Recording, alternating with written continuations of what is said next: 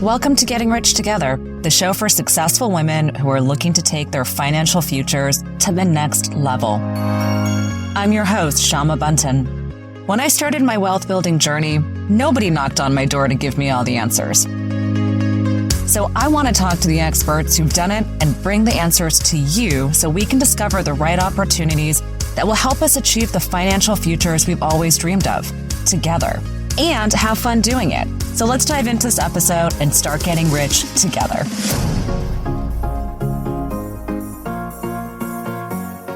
I am here today with the prolific Susan McPherson. Susan, you are someone who has been, I would say, doing the good work your life. You have been evangelizing for the people, the ideas, and the businesses that resonate true to you and that are really responsible for shaping the way in which we live and experience the world. I am so excited to not only have you as a powerhouse here, as someone who is not only on Forbes 50 over 50, who's just an incredible, well-written author. I mean, The Lost Art of Connecting, I think, is such a powerful and impactful book. And my gosh, I just remember running into you at TED Women and being like, Susan, I need to know you. I need to know you. So I am grateful to have you here today on Getting Rich Together. Thank you for being here. Wow. What an introduction. Can I have you come and introduce me in any room everywhere on this planet? Oh my goodness. I am yes. So happy. Thank you. I will always do your introductions. I need this recording.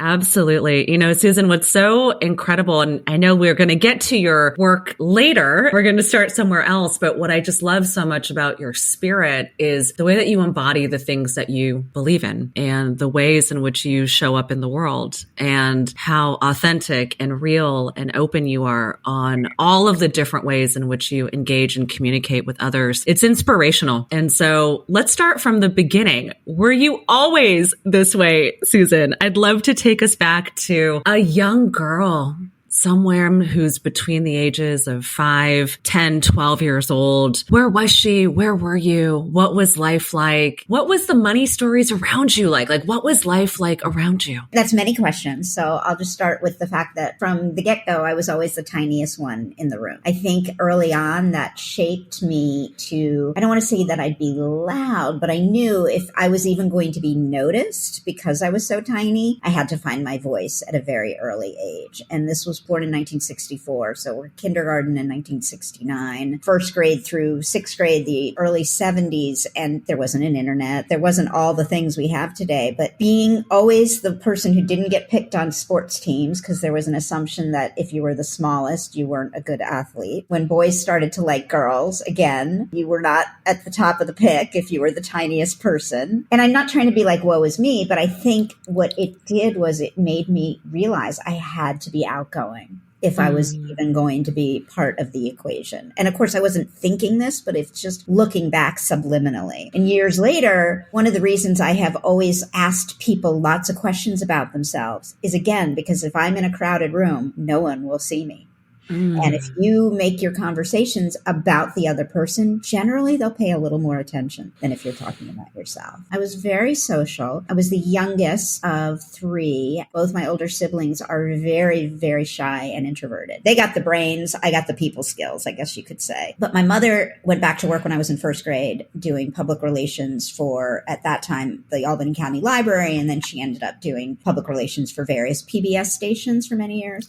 And my father was a professor at a women's college for 40 years. And so I think they both brought this kind of unique sense of communications, right? Being a professor, you have to be able to communicate well. And every morning at the breakfast table, they would clip and cut articles from, at the time, the 5 local newspapers. We used to live in a world where there were a lot of local news media, and maybe yesterday's or the day before's New York Times, because it would come via the mail and you'd read it the day or 2 days after. They would clip and cut articles that made them think of, in my dad's case, students, former students' daughters. And in my mom's case, oftentimes journalists, friends, colleagues, relatives. They would take the articles, go to their respective manual typewriters, type up short little notes, and then send off these clippings into kind of early day social media before. Wow. This was every morning. And I thought everybody's parents did this. So as I grew, this notion of connecting with others and thinking of others and reaching out to others just became part of like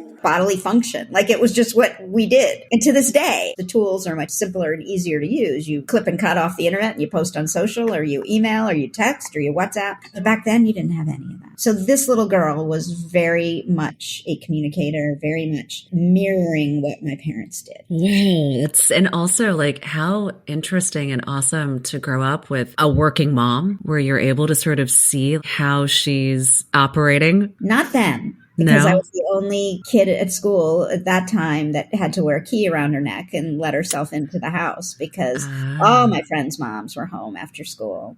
And so there was a lot of resentment early on. And we were told the reason my mom went back to work, she had worked while my dad was in graduate school, but the reason she had gone back to work is directly related to the subject of this podcast, which is money. My parents, they were first generation. Their parents came over from Ukraine in the early 20th century. They were children of the Depression, meaning it was always don't spend more than you have. From my mom's perspective of going back to work, they really wanted to make sure they could pay for our college education. And they could not do that based on my father's salary. That was, again, drilled into my tiny brain, age 7, 8, 9, 10, that my mom was doing this so that we could have our education and not be strapped with debt. And again, when you're a child, you don't understand that. You're just like, Mom, why aren't you here? Where are my snacks after school? Why am I alone? Because my siblings were significantly older than me. When I was in first grade, they were in 6th and 7th grade, so they wouldn't be gone. Yeah.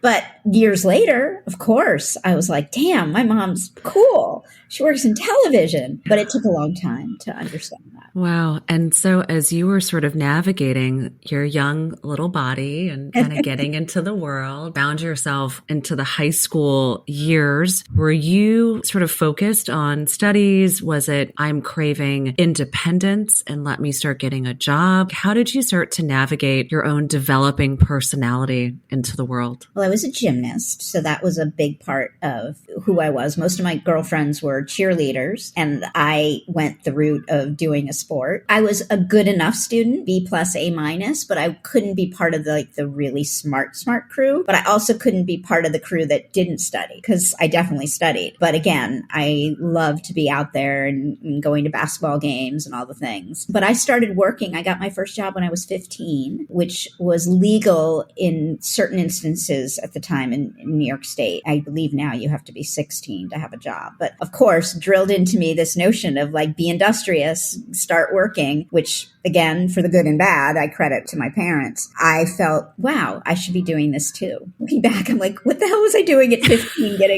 I was working at a clothing store, and I would go there like 2 or 3 days after school. And it was a very fancy clothing store, if I remember correctly. And I would serve cookies and coffee to like the guests that would come in, which I can't imagine a place like that could have even stayed in business in upstate New York. I guess there's wealthy people everywhere. And so what did you do with those first checks? Was the idea of savings kind of so drilled in? Yeah, I was a saver then. Because what would you have money to spend it on? You didn't drive. You went out with friends, like in my high school anyways, in the 70s. You would go to a basketball game and then you go to Burger King after. It's like, what is there to spend money on? So yeah, I became a prolific saver. Wow. Did it sit in your savings account? Did your mom or dad open up the account with you? Was it? I still have a very clear vision of going to Dime Savings, which was a bank in Albany County, Capital District area. And I still remember it was at the Latham Corner Shopping Center. I grew up in a town called Latham, and there was a machine. Like you could go get money out of a machine. And it was a big deal to like be able to do that. But I got my first passbook savings there when I got the job at 15. Yeah. And also like how interesting to then find yourself going into the university years as someone who is used to working and also someone who's used to saving money. We can't often help the situations that we were born into. It's like the stories we pick up and the things that are signaling around us. We're just sort of subjected to it with our young minds, and for better or worse, become a part of who we are. I have another vivid kind of money memory because many of my friends' families were much what I thought better off because they had fancier homes, fancier furniture. They belonged to country clubs. I mean, we were Jewish. The two major country clubs in the area that I lived didn't allow Jews at the time. So even if we could have afforded it, we couldn't join. I remember thinking, oh my goodness, why do they have such fancy homes and we don't? And my father, I'll never forget saying this to me, you don't know how much they borrow. Oh. Right? And you're like, what does that mean? Children in the 70s are very different than children today because we didn't have a million screens to look up and self-learn, right? You learned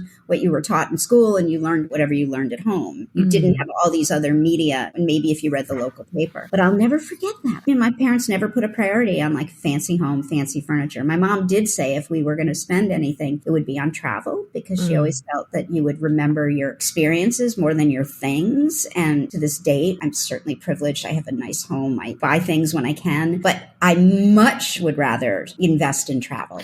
Yes. Yes. And that came directly from that. Well, and I can just hear his voice. Susan, do you know how much they might just borrow? How interesting and cool that your father would have even provided some extra context around that. It's like these little things that we end up hearing that are like, okay, I've now just learned something. I think it's so interesting because parents don't think about the little things that they say and some of the long-term impacts or effects, because who's to know, right? It's like there are so many things that our parents said to us that maybe we filed away but don't remember, that maybe would have been more important to remember. But then there are these other moments that really define and sort of spark off education. And so as you were getting ready then, Susan, to go off to university, what informed your decisions of where to go, how to think about what to study, also thinking about paying for education? Was that a conversation around the dinner table with your family? Talk to me about some of the university years. Well, remember, because my mom went back to work, she had her full-time job and then she freelanced. Wow. Another reason to get money for college. But both my older siblings went to Ivy League schools. I was so nervous by the time I was college ready that they were going to run out of money. So I went to a state school. My mom was killed when I was 21. So there's a whole like plethora of things I never really found out about. We weren't hungry, you know what I'm saying? But something in me felt like I don't want them. Even though they were going to prepare to pay, I didn't want to put them in that position. So I went to state school. So you bear the burden of it because your young heart thought it was your responsibility. Yeah.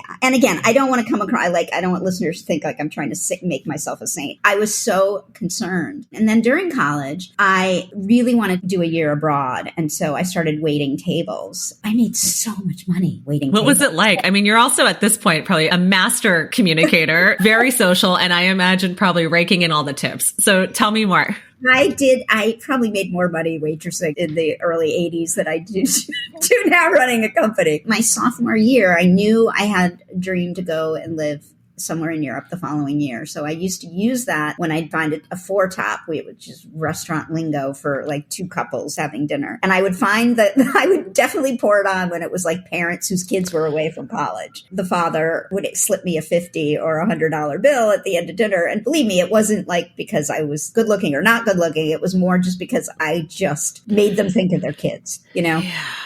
Now that case, I was able to save up to cover almost a year of living in Denmark, which is where I live. Wow. Okay. So here you are, a young woman who's clearly like taking on a lot of self-responsibility, working and building savings, despite sort of the emotional motivators. Also just a really important thing as a young person to sort of understand like what capital and money can do for you. And then here you are affording yourself opportunities that just could not maybe have been possible had you not decided to take a risk and work and then also be abroad. But again, my parents would have found the money to make it happen. But I just, again, I was like, no, I'm going to do this. And there is something to be said about waitressing, like back then, and I'm sure it's different now because everything's electronic, but like leaving with like $300 in your pocket. Like, and I wasn't a big partier, so a lot of people who work in restaurants would stay late and hang out at the bar. And the 300 would end up being 200 at the end of the night. And I would just go back to my dorm room because I had to study. Just like that kind of cash. And then I got to go to Dime Savings and put it in the little machine. I love that so much. Okay, so talk to me a little bit about this year abroad. You know, what I love about that is there's something about, at least for me, when I was young and I had opportunities to be in other countries, it just really opened up my eyes. It's like, I almost feel like when you see things like that, it changes you forever. You can't unsee, you can't unknow these experiences, especially when you're young and it's so formative. So tell me more about this year in Denmark. What was it like? Well, I'll first explain how I picked Denmark. When I was in 1970, my father did a Fulbright, and we went and lived in Bucharest, Romania. I was miserable because Sesame Street I had just seen for a year, and then all of a sudden I didn't get to see it anymore because Sesame Street started in 1969. And of course, in Bucharest, Romania, there was no TV. There was barely any light. Very, very, very undeveloped. And Ceausescu, who was the prime minister or president, I don't know his exact title, was basically killing citizens. I wasn't aware. We spent the year abroad, and then that summer we traveled. And my parents, my father being an educator, took us to every church and every temple and every museum. And of course, I was losing my mind because I was 5. There were no strollers then, 5-year-old having to walk everywhere. But when we got to Copenhagen, we got to go to Tivoli, which is this amazing amusement park that was the vision for Disneyland. Tivoli is one of the oldest amusement parks in the world, but it was what Walt Disney built Disney. Age 5 to then age 20, I was like, I'm going to go live abroad where Tivoli is. So that's how I picked Denmark. Also, my French, I didn't feel confident enough about my French to go live in France. So my year abroad, the most magical thing is the family that I lived with in 1985, I am to this day still in touch with. And we have seen each other. We've kept in touch. We've visited each other in almost 40 years. Wow. I was really fortunate because when you go and you live with a family that you've never met before, it could be a really negative experience. But I was blessed. And Hans, Jørn, and Inga, still in touch. So my God. And so, having your savings account and now finding yourself in another country, was it you armed with traveler's checks and ready to go? How did you sort of think about budgeting or spending? You're in college, but you still have a lot of independence. If I wanted to call home, it could only be once a month because it was so bloody expensive to make a long distance call. Nobody today can understand that. It would be $60 to talk for 3 or 4 minutes. If I called collect, that was ugh, you don't do that. It's hard at this point to remember specifics, but I do remember throughout the year that I was living there, I wanted to make sure I didn't spend a lot so that during the summer I could go and travel all over. And my Danish family was very generous. At the time, Danes didn't go out to dinner that much because they like to drink. If you drink and drive, that was a serious offense. So they would often host these lavish dinner parties, and friends would come and spend the night because they couldn't drink and drive. When I think about my experience next to some other American students who didn't have that kind of fortunate family, I didn't need to go out and spend money. The entertainment would come to us. I love that. How fabulous. What a great way also to think about hospitality at a young age, right? The ways in which we want to bring people together and how we want to host. And you're just such a prolific hostess, Susan, so it's really awesome it's awesome to hear these young experiences. And so as you were emerging out of university and starting to look at building your work, starting to enter into your life and thinking about what does the future hold for you, obviously coming off of the crisis of losing your mother, starting to think about what life looks like. How did you start to organize your mind and your heart? Things like family and values and life and work. The loss of her is so tragic and so indelibly impactful in how you sort of decided to live your life. Well, I think I was honestly in a coma for the first 7 to 8 years. It was so unbelievable that this person that you love so much could just be here one day and then poof, gone the next day with not a trace. Do you know what I'm saying? It was just surreal. And since that horrible day, my empathy level goes skyrocketing when I see airplane crashes, 9/11, because it was a very similar type thing. She was caught up in a fire that was set by an angry employee and 97 people were killed. And she just happened to walk in the hotel 15 minutes before the place was set on fire. So what are the chances? It wasn't like they were staying. And again, this was in an age where there wasn't social media, there wasn't platforms, like Modern Loss or any of these places to go to get help. Here's a book on grief. Here's a book on the 7 stages of grief. I think for a long, long, long time, I just blocked it out and just continued on. I went to grad school. I threw myself into work. I threw myself into making money and saving money just to survive. Luckily, it somehow didn't diminish a sense of optimism that I've had my whole life. And I think that was a piece of her that somehow stayed alive in me. Her choice of picking public television and kind of this notion of service, because I still remember having a conversation with her in high school when I was like, Mom, why aren't you working for ABC or CBS? You would make so much more money. Yeah. She said to me, the content, it's all about the content and the fact that when you watch public television, you're actually enriching your brain. And she used to say, the you in public is the you in public TV. I can't remember exactly how she said it. But anyhow, so, my whole kind of like focusing on social impact came from that. It's hard now. I mean, again, you interview people who are much younger than me and have a much clearer vision into, but 40 years ago is a long time. Yeah. Sometimes pain is such a great catalyst for work, and it really drives you into, there's nothing quite like avoiding your feelings to make you successful.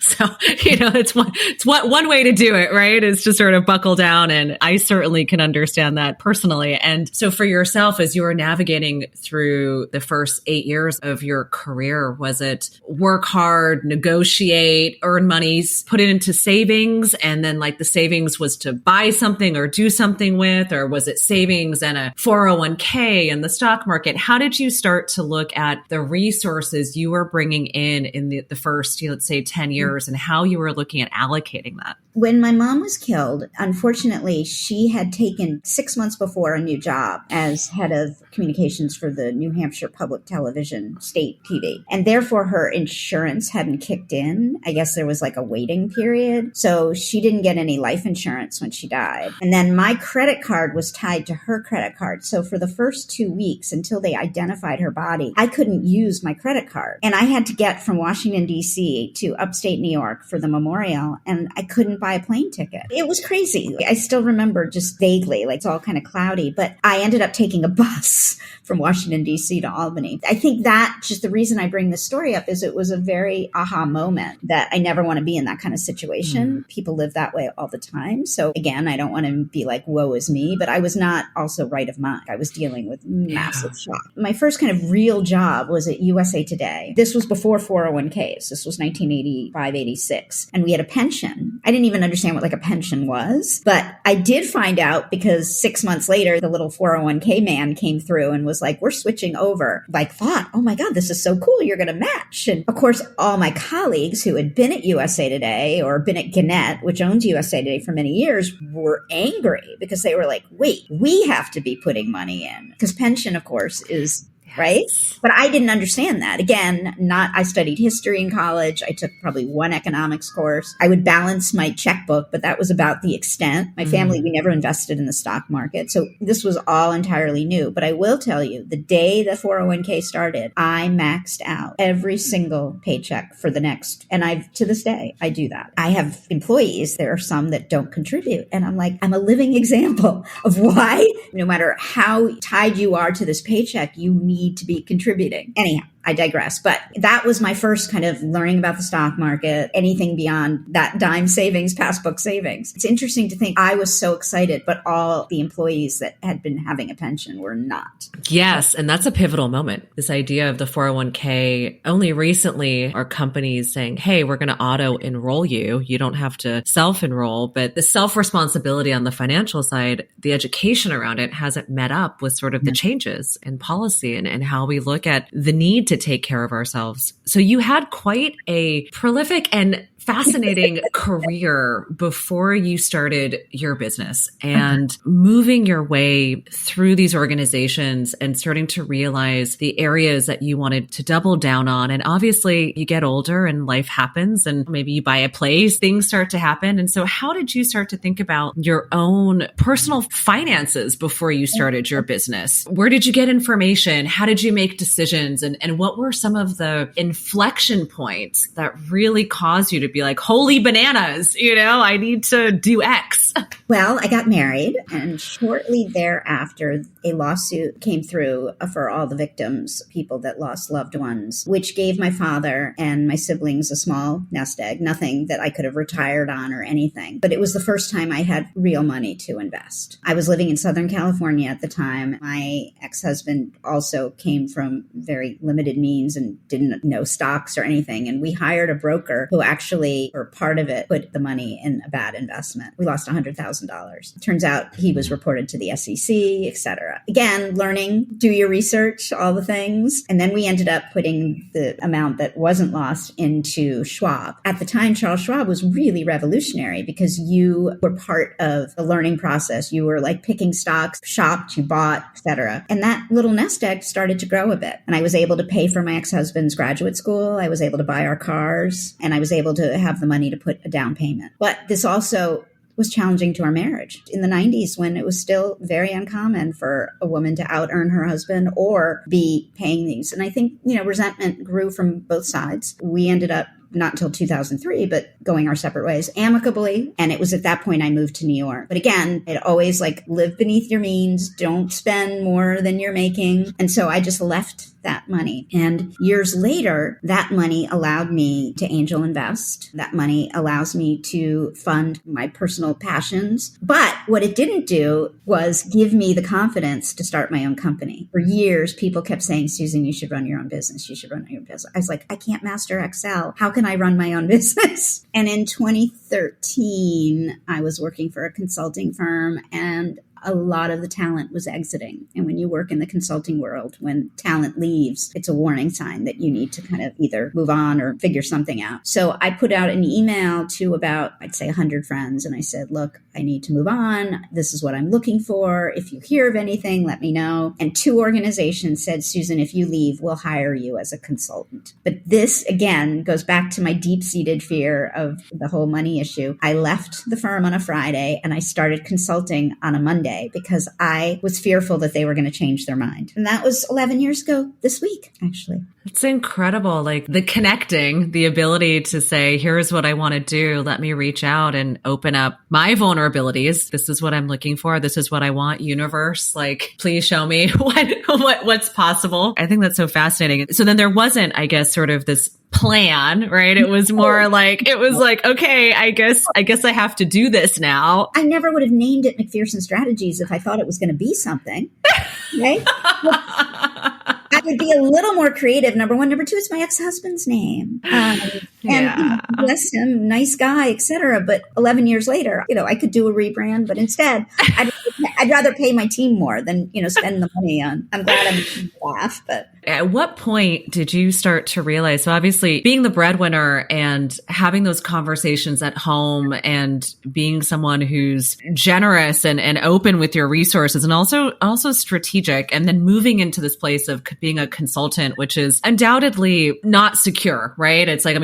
honestly, working for someone else is also not secure, but working for yourself really highlights how much of your own destiny you have to create and just how much power and again, self-responsibility that you can employ in this world. And so how did your resources or finances, when did you start to say, I feel secure enough now to do things like angel invest, or I feel secure enough now to sort of put my money into these other areas? How did you make that determination emotionally? And what was it like psychologically to sort of write that first check? Being an entrepreneur at 48 and not having a clue, if I did write a check, say $10,000 or $15,000 to a new startup, that I would have a seat at the table to better understand how they were running their business. In some ways, it was a way to learn. Go to a retreat, that could be $8,000. In some ways, this gave me a window into a world that I did not know. How I finally felt I could do that, I think it was hitting 50 years old at the time. My mom was killed when she was 56. So I think there was some deep-seated kind of subliminally, it was I may not be around that much longer. And I don't want to be one of those people that just hoards it in the back closet, can't take advantage of the good that it can do and actually enjoy it. So I do think it was subliminally, that was part of mine. On a separate note, where it was really challenging for me was hiring people, because a consultant I knew at the time who specialized in sustainability consulting, her name's Jacqueline Ottman. I still remember her pulling me aside. I think it was at the beginning of 2014. And she said, women founders have a tendency, or women consultants have a tendency, it sounds very sexist, but in my case, it was completely true, where we hoard. When times are good, we take that money and we put it in dime savings so that it's there for a rainy day. And she said, as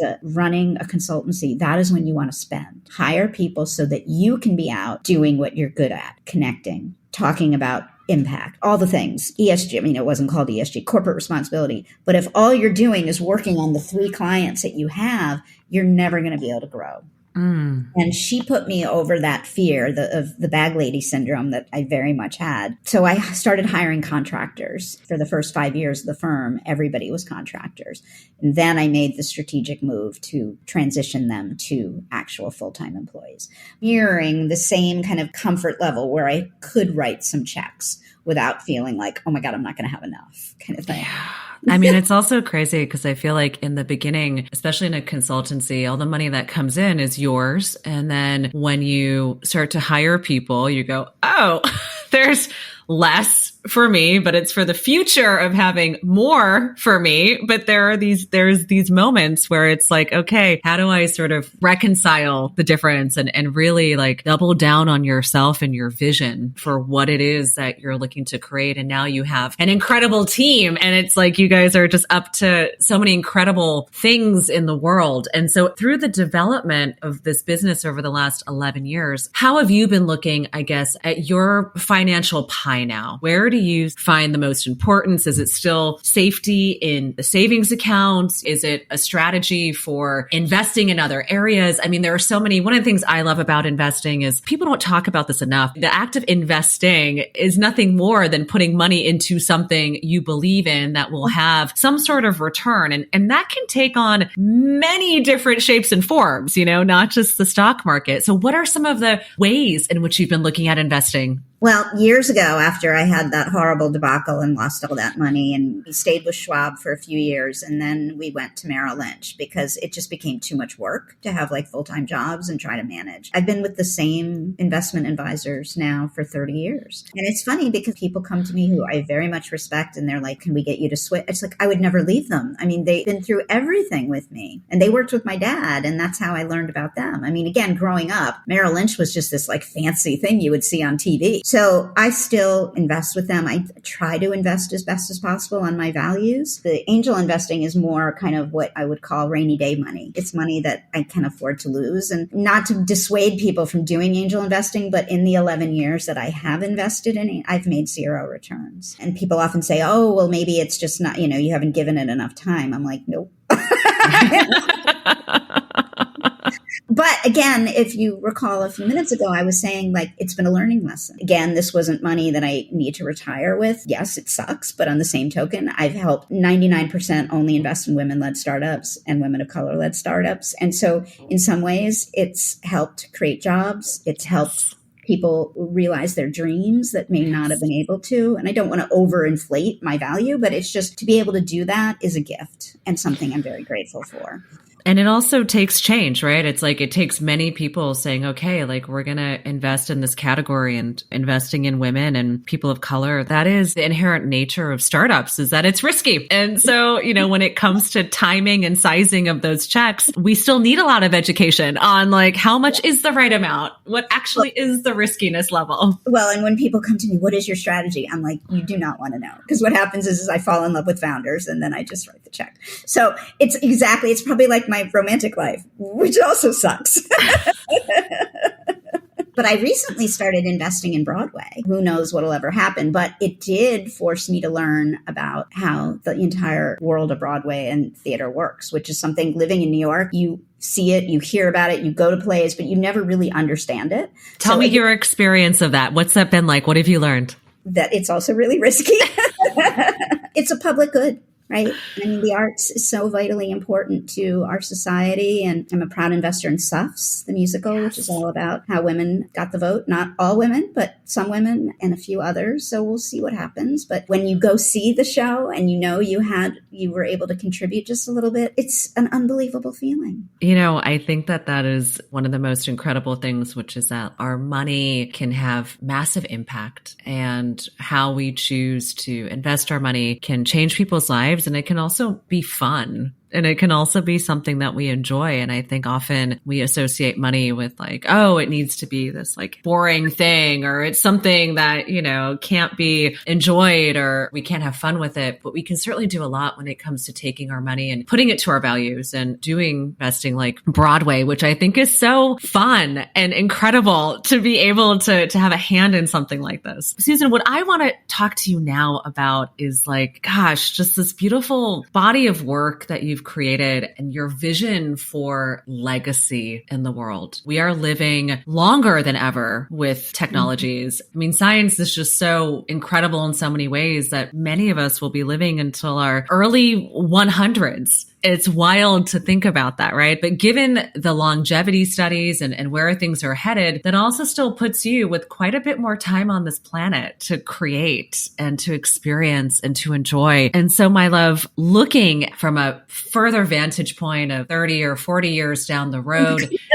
and looking backwards on this beautiful life, what does legacy look like and feel like to you? There's nothing more I love than connecting people. If I was to say, like, what do I want to be remembered for? It's helping build those meaningful connections that stood the test of time, did some good in the world. That will always be something really important. Another thing that people joke that my epitaph is going to say, she got shit done, because I'm so efficient. I'm like a little road runner on the beach, or the sandpipers, on the beach, Yes. the skinny little legs, like running on, having a big, huge birthday coming in another week or two, you would think I'd be thinking more about quote unquote legacy, but I really just want to continue supporting those that I care about, supporting those that I don't even know I care about yet. I'm in a strange kind of world that I don't have parents, I don't have a significant other, and I don't have children. So I do have the kind of freedom to both personally and financially to support causes that I believe without taking away from an inheritance or denying somebody the ability to do something if I was to put that money elsewhere. So it is something I do need to start thinking about. Knock on wood that the company I run continues to grow and ensure that we can pay people and provide the best benefits we possibly can, because that's also really important to me, because they're doing really hard work and I want to make sure that they're well compensated for that. I think it's that there are more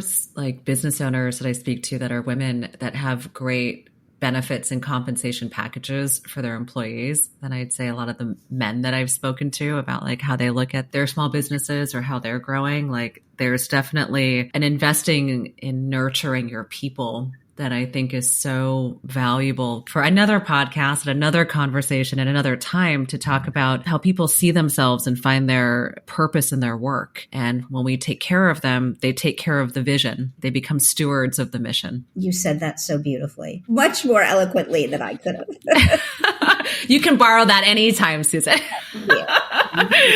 So my last two favorite questions. The first is, what are some of your most favorite ways to spend money? What are some of the things that bring you the most joy? Tell me more. Tell us more. I mean, I look back at the last almost 60 years and it's been the trips. It's been my year in Denmark. It's been my trip to Bali. It's been my trip to Antarctica. It's been the trip I just took a few weeks ago, or no, 2 weeks ago, to Puglia with 26 friends. I just booked a flight. I'm going to meet my dear friend Adora Udoji in Paris over the Christmas holidays. That's where I like to spend. When I shop, I typically shop at consignment, not because I'm cheap, but because it's just less of an environmental footprint. And at this point in my life, I don't need more stuff. So if I do like really crave a new dress, that's where I'll go. And then just hosting events. I love on my roof deck. This past summer hosted 8, I think, events, several book launches, 2 events to raise money for Kamala Harris campaign, and then special dinner for a friend coming into town. So next time you come to New York, we have to host one for you. Yes, it sounds amazing. And then my last question is, dear Susan, everyone who's listening wants to be stewards of your mission and they want to support you because that is the community that we belong to. What is it that you are calling into your life right now? What is it you're wanting for? What can we do to support you? What do you need? I'd love to be able to fall in love again.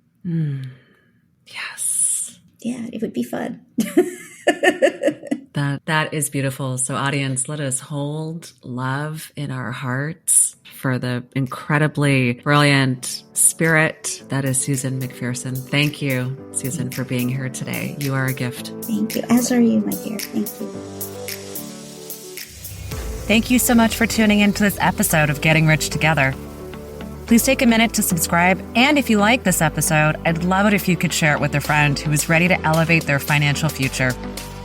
Until next time, let's keep getting rich together.